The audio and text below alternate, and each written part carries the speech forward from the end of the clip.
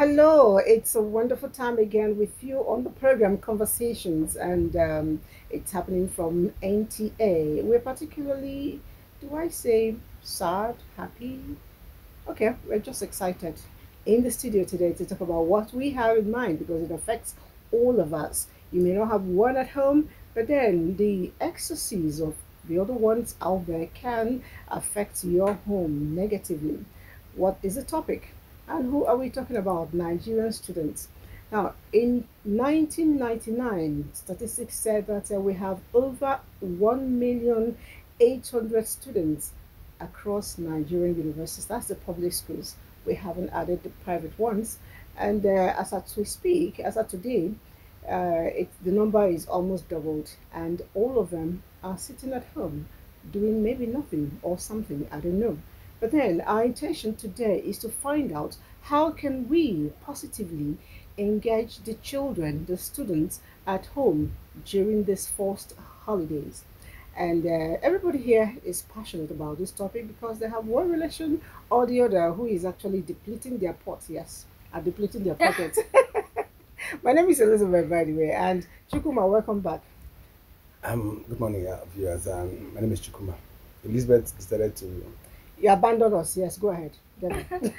Well, my name is Deva Mom, and it's good to be here again. It's a topic that I'm invested in. I have at least three people who are sitting at home as a result of this mess, so it's definitely something I'd like to share my thoughts on.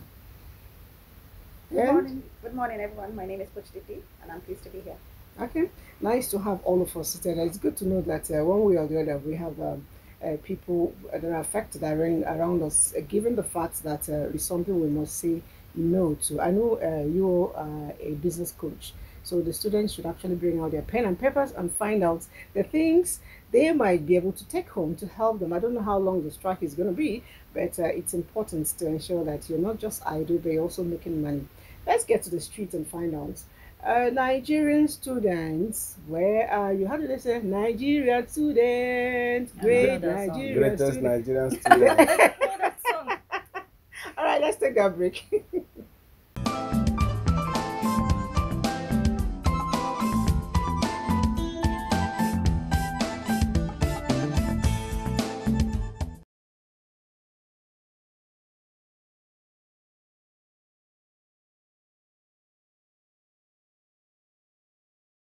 In as much as the strike has its own downside, it also has its positive side because I'm using this period to improve my skills, to create new ideas and work from home. So that even when they call off the strike, I won't 100% depend on my parents financially. I'm a tailor, so I work with my boss. We do a lot of things. We sew, we bead, we do everything fashion. So during the week, that's Monday to Friday, I'm always in the shop, busy with tailoring jobs. And when it's weekend, I run a radio show. So I'm an anchor of a radio show. So I'm always on air on Saturdays. And on Sunday, I go to church.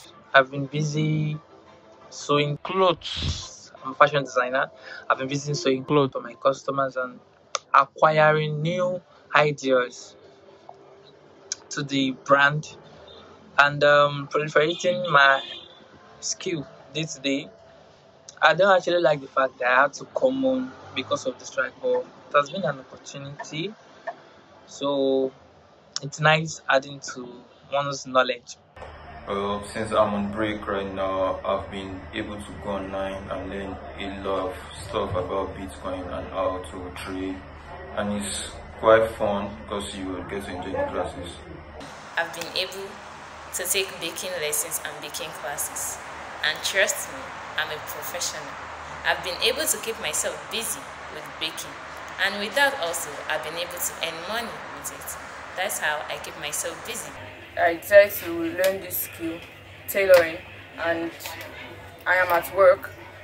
So far so good. It has been a very interesting journey, though tasking, quite difficult and time consuming. But it has been really worth all the energy and the effort. Instead of being idle, I have to channel my time and my energy into leather in footwear, which I learned years ago. I channeled everything into the leather shoe business, footwear business. I'm also a fashion designer and I run a swimwear brand. I have a lot of time on my hands and I am looking at more ways to reach out to more customers and more people. So I'm basically focusing more on my business and learning more skills, more business skills. I've been spending my time, most of my time, learning how to make hair for my boss at Bavaria. And also I've been assisted and supported with beauty creative work I can do, creating of foot mats and all other art designs, which had made me busy and made my work worth it. I'm currently at home, but I've tried to make the most of my time by learning new skills. For example, I'm currently learning how to drive. Also, I have an interest in art, so I've been honing my skills in drawing, painting, and the likes.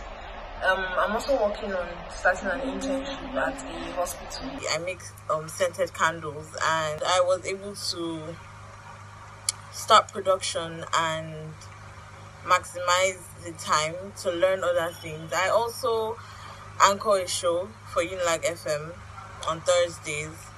Work with some media houses because studying mass communication, I need to always be on my feet. I've been able to take some online courses, and I've also been able to just see more of life actually. I've tried to keep busy by doing things like learning how to drive, working on getting an internship, taking up courses online, amongst other things.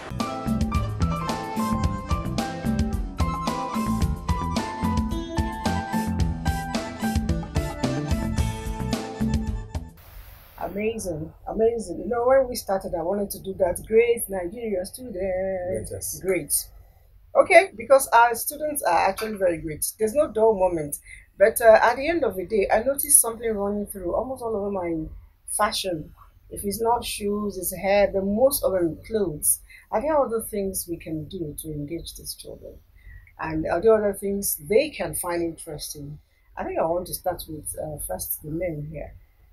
Are you kidding? Why do you always set me up? Well, aside those who are into clothing and shoes, I had some that said they are into bakery and baking rather, and some said they went to the hospital to learn. I think that's enough. There are lots to do. The ability to open yourself up to learn is the most important thing.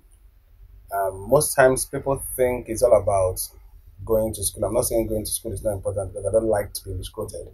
But I've come to, over time, understood that the Nigerian system, while we appreciate certificates, we also look at what do you have to bring on the table. So some people say yes. That's certificates and certificates. Yes, that's important. The certificate is more important.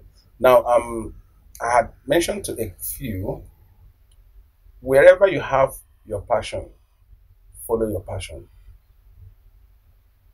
When my daughter was around, I sent her to you because I know she has passion in movie, film, news, and everything. I said, go to Auntie Lizzie. She will take you through. Now, some might be professional, or how would I say, their innate ability might be to sell in the market. If you have the zeal to sell in the market, go to the market, ask your parent to talk to someone who can take you up on apprenticeship. The best billionaires in Nigeria today never worked for anybody. As in, they're not working for people. They could have worked, but they left and they are either entrepreneurs or they're business owners. For as long as we keep working for people, we'll keep having something to complain about. Tailoring, good. Baking, good. Apprenticeship. When I mean apprenticeship, I mean people like coming to this NTA and offer themselves to say, this is what I want to do. Why the strike is on. I want to learn how to do direction, do production and everything. You can also go to sites where people are building. If you have engineering skills or zeal, you could go learn how to do decorations. Because sometimes most of these things are money. You could cook. You mentioned about engineering. These people they call day pay. You know, I like to move around a little bit. I had to go some time back to find out how much they are paid just for helping them carry sand, you know, and all of that. And they told me 1,000 naira. It has moved up. Right now, here is up to 3,000. About 4 now. Oh, 4,000 now. Wow. So if we calculate as a student, a day. A day. They earn more than me and you. No. That's, I mean, forgive me. I know it's, like physical labor, and that is usually not really like prioritized. It's because it's low skill kind of job.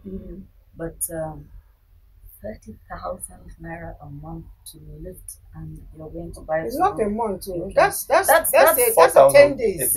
No, but when you were talking about 1,000 per day. Yes. No, that was then. That was then. So it was valuable. 1,000 was valuable then. Okay. 1,000 was very valuable. About 120,000 a month. Rubbish. It is not. And let me explain why. For a student who is not doing hang anything. on, let me get somewhere. The wear and tear on your health. That 120,000, you spend half of it in hospital. Painkillers. You're going to buy food, you transport yourself back and forth. So if you are not facing dire straits, and if you are not somebody who is already in like prime health and physically really strong, it's not a direction I would push my child to. I think it goes back to what you said. It depends on for your passion, and what you're strong in. Carrying sand can't be anybody's passion. No. That would be something somebody would do out of desperation. Maybe you're coming from a very, I'm not putting it down, but I'm just saying that it's not something for everybody. You'd have to be physically really strong because it takes a toll on you. I agree with you. I agree with you.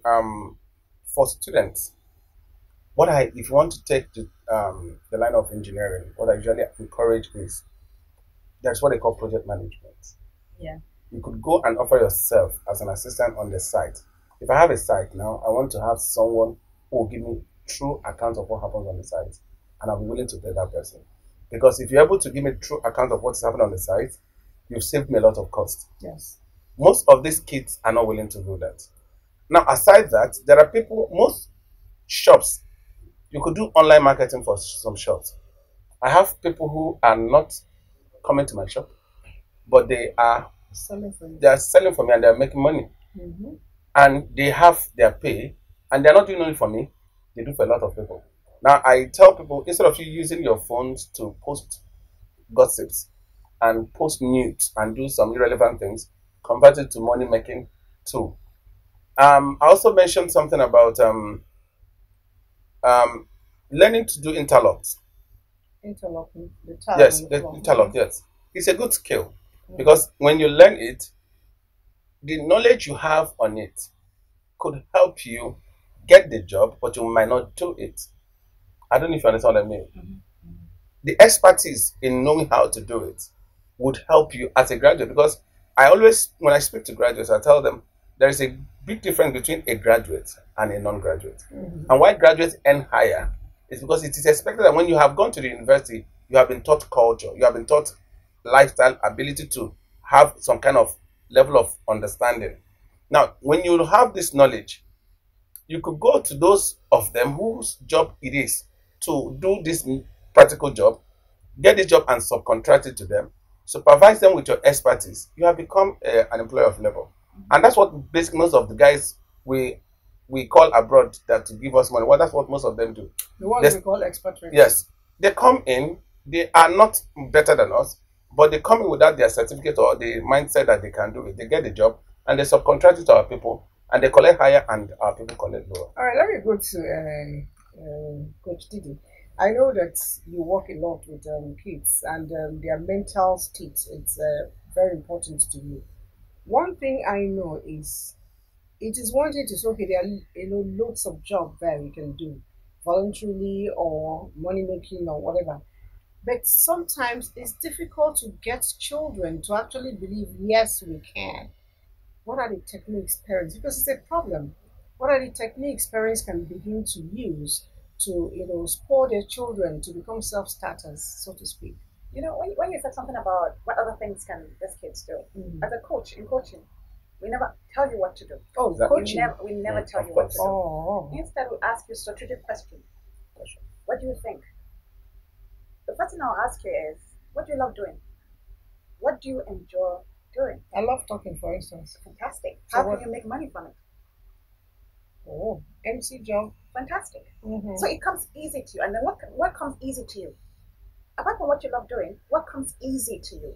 It's effortless. You don't even have to worry to do it. Somebody has to go and learn it. but you, it's like in it. So these are the two things I would tell parents to ask your kids what they love Or doing. sometimes even monitor your kids and make them understand that they actually sometimes they may not understand what they want, but you watch a child, somebody will get up in the morning, that person is quick to go and start cleaning and notices something that is wrong at a point. That person has that tendency. Another wakes up and would rather go to look for, is there electrical that needs to be repaired and stuff like that. It's something parents could pay more attention to. And it still boils down to asking them again, what do you love doing? I see you're good at this. You like doing it a lot? Why? It's all about, because the thing about kids of today, I have teenage boys, and I realize that most of the time, whatever I show that I want them to do is what they will not do. It's just, I think it's just rebellion. When I show that that is what I want, that is not what they are going to do. So most of the time, I'm strategic about it. I ask you, what do you want? What do you think? Then you give them this sense of power. They are making the decision for themselves. You are not bossing them. You're not trying, because that's basically parenting. I boss around. I boss my kids. I think it's natural. Don't we boss our kids? Well, I do. I think they're bossing me now. But now I have learned that it's not working. It doesn't work. It's not work. It doesn't work. They're bossing me now. So I guess it also depends on the age of the child. We use the word child to refer to offspring generally. I think that I think the bossing kind of helps in the earlier years, right up until the age of 10, or thereabout. Then from then on, 10 or above? 10, 12. Then for me, I would favor from that point on being more conversational in my approach and things like that. I had something different. I had there are two parents who had extremely different parenting styles. My mom was bossy right from when I was small. And my dad, right from when I was small, he would sit me down and have whole ass conversations with me, talk to me about scenarios that happened in his office, ask me what I think. I was like 3 or 4 years old. Yeah, I think you should throw that thing away. I know, you can't throw it away. It's a very important document. So, you make me feel important as if I was actually making some meaning.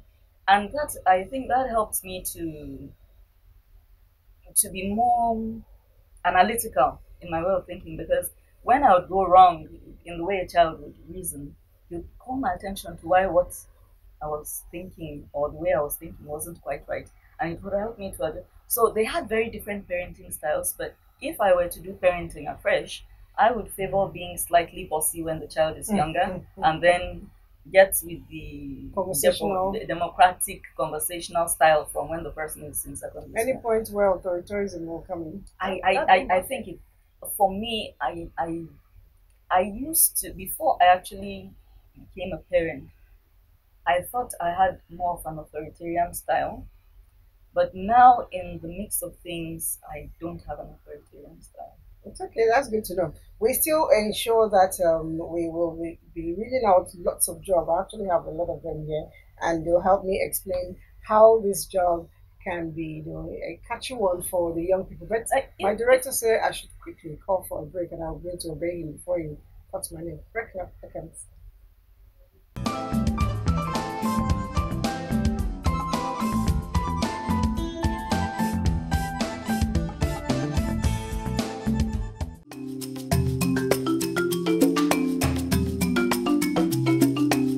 Did you get to see the way Daily Babadu pulls this? Don't forget to send in your messages. There's a difference between picking, child, and issue. That's really cool.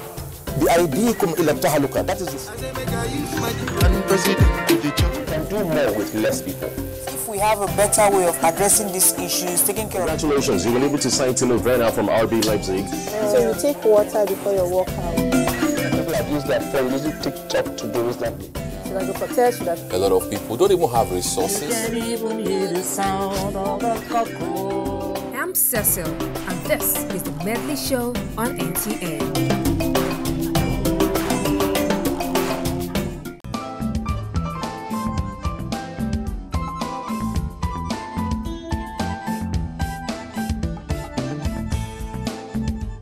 You were going to say something? Yes, I would like to add something to the range of options that are available to youngsters that are out of school at the moment. I favor doing digital stuff. Okay. This is the point where their minds are really, really sharp and they're catching on to it. And right now, the world is going digital. The world is going digital. There's cryptocurrency, there's digital currency, there's NFTs, and so on and so forth. And that is where the money actually is. So, if you have a youngster at home who is interested in things like this, don't discourage the person because you're afraid of the other negative things that they might be exposed to on the internet. There's only so much you can protect your teenage child from anyway. I think it matters that you may help them to understand what they should be focusing on, pray about it, and then leave it to God. Because you can police how they use the internet at home, and when they leave the house, as long as they have a smart gadget, they'll get stupid. But if that person is convinced that, okay, I have access to porn, but that's not what I should be wasting my time doing, I should be learning more about how to do cryptocurrency mining, how to know what exactly Bitcoin, Ethereum, Dogecoin, and all these things are. What are NFTs? They're just coming up now. It's like you started this business where you just read so no, I've been researching it very deeply. I've been researching it a lot. Then there's affiliate marketing. You know, if you have a crowd online on Facebook, Twitter, Instagram, blah blah blah, you could become an affiliate marketer for any big firm. All that happens is you share your link. If they click on it, you get a commission. You know. Okay, so I know beyond just that, it's not every child that has privilege of being digital. There are a whole lot of people. I recently had someone that said, "Please, you're going to be helping me working from home and all of that, because at the time there was fuel scarcity. I don't want you crying about transport money and all of that." And he quickly told me that his phone is just a Nokia Touch. There's no internet. So, but such a person still needs to make money. Yeah, so, but I felt we'd already addressed all those non-digital options. So that's why yes, digital is good. Well. So I was thinking that there are other things, like someone told me about lesson teacher. Yeah. You know, and I was particularly interested in that because I know that in teaching, I also expose my memory to follow learning. I don't know. What's your take on lesson teachers? Okay, I have a story of a guy who was a couple who went for an interview and was not admitted, employed, and he decided to become a lesson teacher. And in a few months, he stopped teaching and was sending people to teach. Wow. And I had a lot of people under his payroll. I've always shared that as an idea. I've always told people, I'm going to digress a little. Due to the menace in the society, the insecurity, and the fact that people take advantage of open doors, a lot of people are caged to that. But you start within the neighborhood where you have where people trust you. Because I can't just open my door to a total stranger to come and say he or she is coming to teach. But you need to start in a place where people know you, or you would have also sold yourself as a person of good character. Then allow the parents of the first parent you had started with, try and find a way to use that parent to get other parents to bring more of their children. Now, when people are too sure of what you can do, you're good to go. Because you could have someone also. The person had about 4 or 5 places she teaches. Yeah, there are some teachers who say they're freelance now. That's what she does. I get amazed. Freelance, that's what she does. She groups them. 4 of you, I have this time and I'll come, and each person pays either 10 or 25,000 for the month. And when they come to pay, they finish this place today, they go to another place, and they have like about 5 places. And before you know it, this person is not doing any other thing. I have another person, what she does, she's a writer. Whatever, I asked her, why can't, she said, I can't work. Give me your business idea, I'll research on it, and I'll write it, and you pay me my money, and I'm cool with it in my house. I don't want to go anywhere. I don't want to be working for people. I'm tired of 8 to 5. I don't want to. So there are lots of things people could do if you could engage yourself. Teaching is one of it, and it's also good. And teaching has every category. If you find yourself, if you have your strength teaching the kindergarten, go there, find a way to do it. And first and foremost, you have to have good character, because a lot of things are happening in society. So don't take advantage of it and don't become a beggar. Because most times you see them, instead of focusing on the teaching they've come to do, you allow someone come to your house, the next thing the person starts to tell you his family problem, and before you know it, because the person begins to irritate you, and you find a way to cut off the person. Once one has an opportunity, because I believe we're talking to a lot of audience now, once you have an opportunity, develop on that opportunity and build on it. Build on it with good character, show integrity, be serious with what you're doing. Forget your personal problem. Everyone has a problem. And not all the time you have an opportunity to start telling people your problem. Solve your problem with let your solution come from what you are given. And let the people see value in what you're giving, and you will improve. Okay, that's a nice one. I don't know what your advice would be there as a life coach. Well, I would say for most of the kids we saw, they were already doing something. Now, my advice would be to those who are still thinking of what to do. The most important thing is find a why. In coaching, whatever situation you find yourself, will ask you to do a self-reflection first. Your present reality. Are you happy being at home? Just sitting there doing nothing? If you're not happy, what can you do about it? You know, what do I do? That's why we always say you should have a strong why. Your why is what helps you to wake up in the morning and like pushes you and drives you to do something.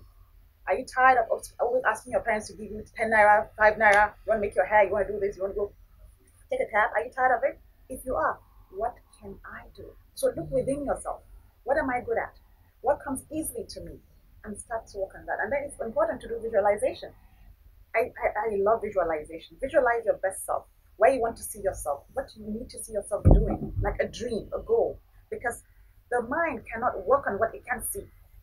So when you visualize your best self, your true self, where you want to be, then start to work on it. There's something called a vision board. You can have like paper clips, pictures, put them on a vision board. Something you can see every day that will boost you, that will like give a sense of purpose. Because I think basically what we need is purpose and potential discovery. While you're at home, instead of doing nothing, think of your purpose in life. Give meaning. Because believe me, there's always something. There's always a need. He's a business coach. Look for the need. What do people around me need, and how can I fulfill that need? You know, I need to add something on what she said. Also, what company do you keep? Yeah, the kind of friends you keep. When you have all this and you have the wrong company, they could dissuade you. So your company is important. Because I know you already said something about a millionaire. No, if you assemble yourself in the midst of millionaires, you're the next millionaire. Yeah. If you assemble yourself with losers, you're the next loser, no matter how much you have. There was a time I told my wife I was going to do personality appraisal. I do that a lot. I do self-appraisal. I check my circle of friends. At every point in time, they're asking for 10 million. I'm the only person that can bring 10 million amongst my friends, and nobody can bring 10 million. I begin to check myself again. Am I really in the right circle? Because you're supposed to be in the midst of people where you go out to buy drink or you go out to eat, everybody's willing to pay. But at every point in time, you go out with people and you're the only one that wants, everybody's looking at you to pay. You're in the wrong company, because before you know it, you're becoming a target. Everybody push their problem to you. And if you're not solving that problem, they hate you. And if you're solving it, they drag you down. Anyway, as you speak, to make matters worse, you could actually find yourself in a position where you don't even have a social circle at all. You're isolated for one reason or another. Usually, if you're a stay-at-home mom, you can find yourself in that situation very easily. You find yourself bogged down with domesticity. You begin to lose contact with friends and so on and so forth. And then before you know it, even the so-called bad friends, you don't have, not to even let steam off with. So that's another thing that should be avoided. You should surround yourself with positive energy and so on. True. Anyway, talking about positive energy, I know there's some people at home that are calculating. And I would like to know, I need to surround myself with the likes of Dangote, Tedola, Denuga. Let me know how to surround myself, because I need to be the next millionaire. That break we didn't take earlier. I'll take it now.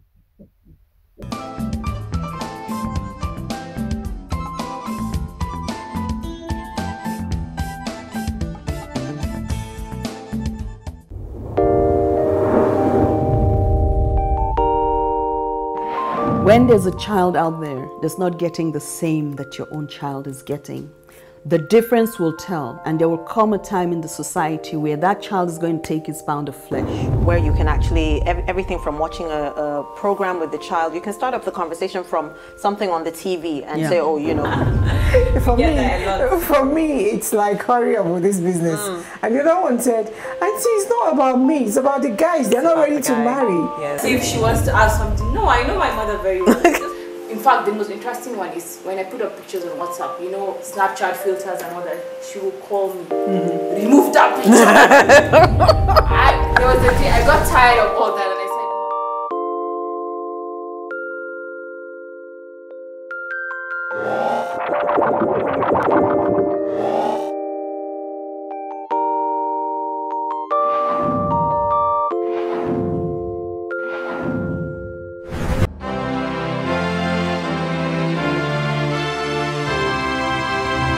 We want to talk about rights, there are obligations.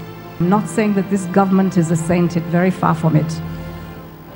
But there are things that we can do to make it better, and that's the challenge I'm throwing to you. You don't want to build this nation? I don't know where else you want to go. If I had a choice, I'll come back. When I stand outside and I hear what you have to say about this country that I know that I can die for as one, then I'm really sad because you're young.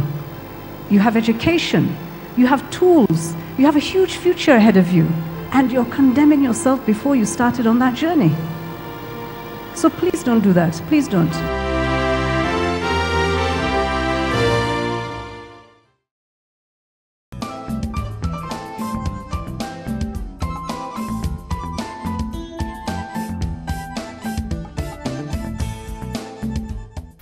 Alright, it's still conversation, and before we took that break, we were actually looking at something that is very pivotal. It is ensuring that our children who are students are engaged as they stay at home. And we quickly talked about the item on the table, that's the mango. Incidentally, this mango came from a student in Benue State. She's studying marketing somewhere here in Abuja. The first holiday took her back to her place, and she called me because she knows me one-on-one. She said, I'm in Benue State. They will have a whole lot I can send to you in Abuja, and you just wire it to my account. That's what she said. And I said, what can you give me? She said that we have fish, we have yams, we have mangoes, we have oranges, and all of that. Anything you want, I will send it to you. If I send it out in the morning, before afternoon, you get it. I said, like, seriously? Okay, let's know. On agreement, she sent me some things, including the mango. And the price was quite nice. It was so nice that I had to pay extra, really, because I felt touched by what she did.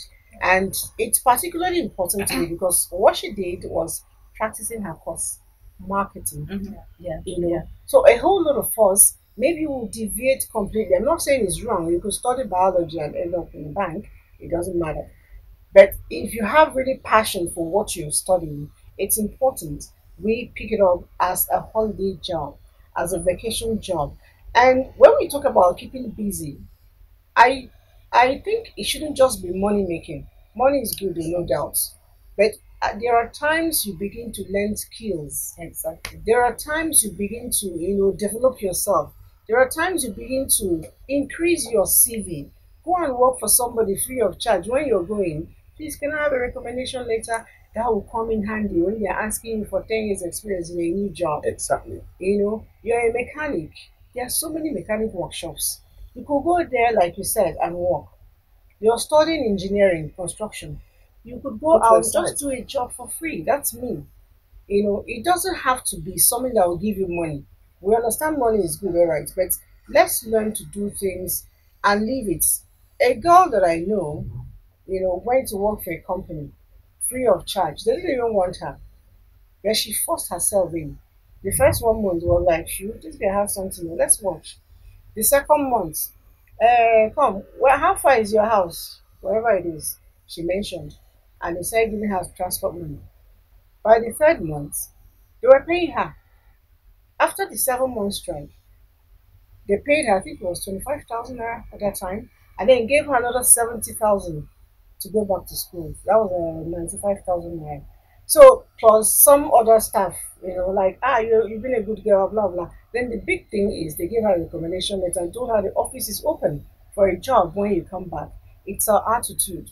And I guess when I interviewed her, it was because of other things like soft skill. It wasn't just the bookwork. She learned the soft skills. She knew how to manage, angered people, customers coming in. She smiled at them. She had a way of making you feel you're very important. So I think even if our children are not working at the moment, it's about time our parents begin to teach our children to be humble, yeah, and to have what they call that humility in Emotional service. intelligence. Thank you. Can I say something here? Go ahead. You know Kamsi very well. My son is 12. First, he plays a lot with computer in the house, and at the point I was very angry. So one day he shocked me. There was a problem in his mom's shop, and they needed someone to fix it. The person that usually fixes it usually collects like 10 to 15,000. And eventually that day he was not available, he was not reachable. And my son went with the mom to the shop, and he asked the mom what the problem was, and she said, I can fix it. He just simply walked in, pressed button, did small thing, the thing was fixed. My wife just picked phone and said, "Come, I just fixed my problem." I said, "Have you paid him his pay?" You understand? She said, "I bought him something." So I came back and I told him, "Okay, now you have shown me the reason I should allow you to use it, but improve more on it." Recently, they had another problem, which was a little bit on a higher scale. And the mom just said, "I'm not calling the man again. Oh yeah, since you play on holidays, let's go to the shop." And in less than 20 minutes, the guy solved the problem for the mom. Now, you see that the value for whatever thing he's using is gradually coming back. Now, most times parents would always say, "No, take off that phone from the child," because I'm trying to take what she said earlier on when she said, we should be careful on how we stop our children. Because I have a cousin, he was trying to stop the children from playing games one Christmas, and I told him, it works in two ways. If you don't allow them have this freedom, you end up having intimidated children. When they go out, they will not be free again. They see it and become something somebody can entice them with. But you can use it as a model of encouragement. My son, I have your game. You do well in school, this is your game. You have your game time. Exactly. If you don't do well in school, I deny you your game. And the guy strives every time. His result comes out, he calls me first and said, "Daddy, did you see my result?" What is he asking? He's asking for his game time. But if you try to, because a lot of us, we are intimidated because our parents restrained us from doing a whole lot of things. And we ended up becoming a little bit intimidated. If not for God that helped us. You grew up with where I grew up. And you know how it used to be. I don't know you. Go and sit down. You know how you used to be. You know how you no you know how it used to be. You come out, they'll flog you. Oh, They'll mess you up. And you can't come out and speak boldly. But today it's not the same thing. The children you're restraining from seeing phone will definitely see phone. So the earlier they are used to it and they see it as nothing, the better for you. But make sure that you use it on the positive area. Training kids, it's easy depending on how you approach your children. Some people see it as burden. By the grace of God, I have to. And I make them as friends. I don't see them as my kids. I see them as my friends. And today I have slang. I speak with my son. We interact. And he's free to tell me everything. Everything. Because when you have a child in the house who is afraid of expressing himself, like Coach said, you've limited that child's opportunity. And it may be difficult for the child to go out. My wife conducted an interview recently, and I saw a 25-year-old lady who came and said she can't use computer. And I said, "What have you been doing all your life in your house? Do you have a phone?" She said, "Yes." "You can press your phone?" She said, "Yes." "You don't know that it's the same button?" She said, "No." "Oh yeah, come and learn." I told them not to sack her. I said, let this be an opportunity for her to go through it. Let her learn from it. And a lot of them have learned while on the job. Can I add something? You said something about, it's not just about the money. And I think this is where we come in as parents. Let's teach our kids to serve. There's this, I used to be an avid, I love watching movies, And there's this slogan I always heard in American movies: don't ask what America can do for you, but ask for what you can do for America. I think there's something we have to instill in our kids. Look around you. Look at the need. When I do coaching for kids, I love Marvel. I don't know how many of you were Spider-Man. Because of my son, I love it. Avengers. Avengers. I'm a Hulk person. Black Panther. Black And then Panther. I asked them, do you love superhero movies? They said, oh yeah, coach, I love superheroes. Who's your favorite superhero? Many of them, Spider-Man, what's his name? This guy's name? Tony Stark. Yes. Iron Man. Iron Man. What do you love about Iron Man? Oh, I love the way he does this. I thought, okay. So if you could have a superpower, what would it be? So I would love to be invincible. I would love to fly. I would love to have light coming out of my eyes. Anything. Then I'll ask you, how would you use that to help the world? How would you use that to help Nigeria? What can you change with the superpower of yours? And you see them thinking. We need to instill that mindset of helping other people, empathy. Because I think that's the major problem we're having as a nation. Yes. We are raising kids who are so entitled, who think only of themselves. We have to change that. We have to teach them to serve community, serve your family. I tell my kids all the time, what about your sisters? You have to take care of your sisters. Take care of your grandparents, your neighbors, your friends. Take care of your society. When we go out in the afternoon in our estate and there's trash on the road, I tell them, pick it up. Pick it up. They said, but today I didn't throw it. I said, yes, I know. But if every other person throws trash on the floor, We live in mess. we're all going to live in that mess. Yes, that's the way it should be. So I think that's something we have to inculcate in our kids. You know, there are a lot of parents are losing it when it comes to that angle. You know, kids, they even find it difficult to greet you. Exactly. They And find it difficult to greet you. And you're asking them to help you carry your load. Are you crazy? with regard to this whole thing and the use of IT, smart gadgets and things like this, I don't want it to seem as if I'm contradicting myself, because I have spoken very strongly against buying like really high grade phones for people who are like at secondary school level. But a phone is quite different from a computer. And it also depends on what you are doing with that computer and the frequency of access to the computer. Do you leave your room completely filthy and cluttered? You are of absolutely no use whatsoever at all because you have access to a computer and internet. It's going to be a problem. That's not what I want. That's not what. Is it you are playing with computer all the time? Because of that, you are failing your exams. That's not what I'm referring to. However, what I am saying is that you strive for a medium. Do these things with some level of intelligence. You don't cut them off completely because we're living in a digital world today. But at the same time, you have to be moderation is key. You don't need to give your child that 500,000, 700,000 naira phone when they have no idea how 10,000 naira is being earned. When they finish school and start working, God forbid they enter the civil service and their first salary is not bad. No, trace it. God can't forbid. They'll enter civil service. Okay. It's a good Let's take it for instance now that they enter the civil service and their first salary is what, 50,000 as a graduate. And this is somebody who is already used to carrying a phone that people on grade level 15 cannot afford because of the realities of life.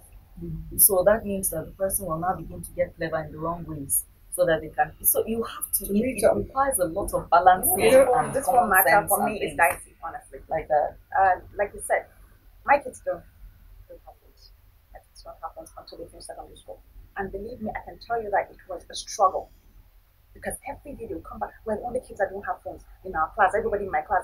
When my son was in my first one was in SS3, and I asked him, I got a phone, just like Nokia phone in the house. If you need to call me, if I need to call the house, what do you need a phone for? If you need to do your assignments, I have a laptop. You have a laptop at home. There's a computer at home. I said, there's so much responsibility attached to a phone. And I'm not sure I will be here to manage it. So I need you to be a bit more mature to have that phone. When you are through secondary school, I promise you, I will walk with you to a shop. We went to Slot and we'll buy a phone. But still, every time, and he didn't get a phone until he finished secondary school. And when I got him the phone, in fact, buying the phone was another matter. Because he was choosing phone for about 150,000. I looked and said, 150K, 16. I said, it will not happen. And by the time we went to buy, but it was a tug of war before we finally got the phone for about, because when he gave me his specs for the phone, there was no cheap phone for that amount of money. And this is somebody who is like kind of like your son. He's into computers. In fact, even when he didn't have phone, you know, the one that is helping me to download, and I don't know how to use it very well. Now to you, sorry, to you stopped him from using the phone at home. At home. He was using phone outside. Yes, he was. Yes. Okay, so let's see if we can interact with the audience. Good morning to the studio. You talk about ideas, but what can one do when there is an idea but no capital to push it. This is Dominic from Bielsa. I'll let the business coach answer. Yes, I thought she was going to say something. Well, that's why I was talking about the digital stuff. That's the cheapest way to start. And many of them you can start with your smartphone. The typical smartphone is from 18,000-20,000 naira. Getting data is not that difficult. It's far, far, far cheaper to start some kind of digital thing, start business online, than go and establish a physical thing. So that's most people. The person that sent you that thing already has a means of earning money. Because he sent money. He just doesn't know. He sent a text. No, he said he has an idea. Now, sorry, his idea might not be digital. Yes. First is, what idea do you have? That idea you have, who is doing that thing you have around the neighborhood where you live? Can you honestly offer to serve under that person? I have left platforms for people to come sometimes, and they end up messing it up. Because when people say, I have an idea and I don't have money, I tell them I don't believe it. And it sounds somehow strange. Everyone appreciates value. If I come to Liz and say, I have this thing, I can do it. If I do it and it's not good, don't pay me money. And Liz has the opportunity to say, okay, come and do it. She will say, okay, come and do it, let me try and see. For as long as you don't put money first, you are a rich person. Forgive me. For as long as you don't put money first. For as long as you put money first, you have restricted yourself. Now, if you have that idea, the next step you need to do is, who is doing that thing you are calling your idea within the neighborhood where you live? Can you walk up to that person and offer to serve and get some people to guarantee you serving this person? If you give this person value, this person will now in turn pay you. And from what you are being paid, you could save yours, and the knowledge you're getting from him, you will know how to start on your own. You can't say even banks in Nigeria don't fund fresh ideas. So speaking of that, really, I would want to also, come from another angle. There are a lot of businesses we can really do without money. One of them, if you ask me, is the cleaning service, from cleaning of the houses to laundry service. And these are everyday needs. You've forgotten another one. Taxi, car washing. I went to a car wash place to wash my car. The guy finished. I sat there for a while. I was watching that guy. He took a bloody 1,000 naira from me to wash a car inside and outside, and actually told me he was doing it for me because I was a lady he likes, Then some other persons, he was collecting 1,512. Within a space of 3 hours, that guy had washed car for about 4 people and collected money. 1,512. Mine was 1,000 naira. And I was calculating, this guy can make up to 10, 15,000 naira. And how much is he spending? All he needs is his rag, which could be an old t-shirt. Look at cleaning houses. They are paying so much in Abuja now. Women, girls don't want to work. Please, you know the problem. You know what the problem is? So the point I was getting to, this guy, Dominic, if you're listening, you're in Bielsa, you could actually do some of these services. If you don't have customer, look for a car wash for somebody. Offer they'll give you a commission. I can give you a true life story here. I usually center on myself a lot. When I got into the university, it wasn't too very good for my family, and I needed to survive. And that time there was no phone. So if I could have survived in school where there was no phone, you can imagine now that there is phone. How did I survive? I lived in Aba, and I used to have very fine tailors, so I used to dress very well. The first thing you see, I like your shirt, I'll tell you, I have my tailor who made. And I have a way of sending message home. The tailor will come next week, will come and measure my classmates, my mates in school, even those of my seniors. After measuring them, God forbid, you don't talk with my tailor, you talk with me. You understand? And I'll do the discussion with you and pay my tailor his own, I'll take my own. And I come up with a policy that I discovered that children of the rich don't go to the market. That's true. They come to school with a lot of money. And I told someone that university is where you have a lot of money from various places. All you need to do, come with an idea and you make a lot of money. In the university, I was talking with my fellow students. They will discuss with me, and my tailor will come measure them. After measuring them, you will go do the clothes, send it through one transport line, and I'll go and pick it up and I'll deliver to all of them. I'm sure if some of them are listening, they will be laughing.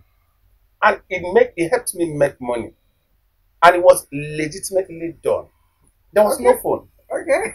All right. So our time is almost up, but let me just take two messages, because they're important to me here now. One says, good day, ma'am. What if I'm willing to learn another skill but my parents are not allowing me because I'm helping them with their business? Well, it's your parents' business, and I'm sure helping them with the business, there must be some time you can actually go in and have for yourself. Use it to learn that, or you sit down and have a conversation with them. How old is this person? You could not right. Engage your parents. Let them know. Yes, they should talk with them. Yeah. Engage your parents. Yeah. So the other person says, "Good morning, madam. I have interest in learning new skills, but I don't have money to eat or fees accommodation." You just said it. There's so many things you can go and wash clothes for somebody. There's a whole lot. Define your idea first and foremost. Since you have mentioned something about food. Let me just quickly come into this. For everybody saying that they want to learn a new skill and they don't have money to pay for it. If you have ever been on Facebook for even 2 to 3 minutes, you'll come across Udemy. It's spelled Udemy. Their courses are ridiculously cheap and extremely intense. If you are registered to that site, I've bought like 3 different courses at different points that I've benefited from. If you are registered to their site, every now and then, courses that cost 25,000, they crash the price down to like 3,500 naira, and you get the same value. They're not reducing the quantity of videos. They're not reducing any of the documents and things like that. So that's one platform. Then Google has platforms where you can go learn marketing and all manner of skills that's completely free and certified. I feel weird as a middle-aged person. That's the essence of opening. You said as an old person, you're telling me the age. No, I said as a middle-aged person, I feel weird that I'm telling young people this because I feel that they should be the ones telling me that this opportunity is. Listen, I bought my first car because I bought stocks at the age of 21. Oh my God! And I didn't even have money that time. There was this man that came to NTA. I was serving at the time. Our time is already out, and we just have to do good to this mango. So while you're watching us eat the mango, we just want to credit. Please be useful. Thank you for sending this mango from Benue. I ate some yesterday. It was really nice. Thank you. Bye bye.